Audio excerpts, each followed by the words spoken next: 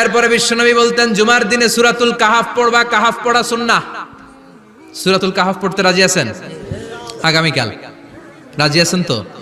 18 নম্বর সূরা, কোরআনের একেবারে মাঝখানের সূরা। আলহামদুলিল্লাহিল্লাযী আনজালা আলা আবদিহিল কিতাবা ওয়া লাম ইয়াজআল লাহু ইওয়াজা, এই আয়াত দিয়ে শুরু হয়েছে, শেষ করা হয়েছে ফামান কানা ইয়ারজু লিকা রাব্বিহি ফালইয়ামাল আমালান সালিহা ওয়া লা ইউশরিক বিইবাদাতি রাব্বিহি।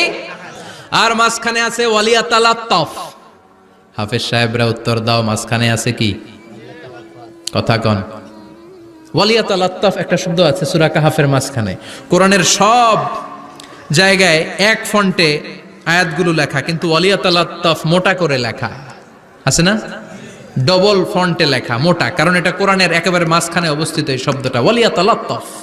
এর আগে যত শব্দ এর পরে তত শব্দ, এর আগে যত কোরআনের অক্ষর এর পরে তত অক্ষর। সুবহানাল্লাহ বাড়িতে গিয়া বিশ্বনবী বললেন সূরাতুল কাহাফ যে তেলাওয়াত করবে ইয়াকুনু লাহু নূর, এই সূরাতুল কাহাফ কিয়ামতের দিন তার সামনে বিশাল একটা আলো হয়ে আসবে। এই আলো দিয়ে পুলসিরাত পার হয়ে ওই বান্দা জান্নাতের ভেতরে ঢুকে যাবে। আবার বিশ্বনবী বলেন যারা সূরাতুল কাহাফের প্রথম 10 আয়াত তেলাওয়াত করবে জুমার দিন, শেষের 10 আয়াত যারা জুমার দিন তেলাওয়াত করবে, দাজ্জালের ফিতনা থেকে তাদেরকে মুক্ত রাখবে কে? আল্লাহ। সুবহানাল্লাহ পড়বেন না? কালকে সূরাতুল কাহাফ দিয়ে সকাল শুরু করতে রাজি আছেন?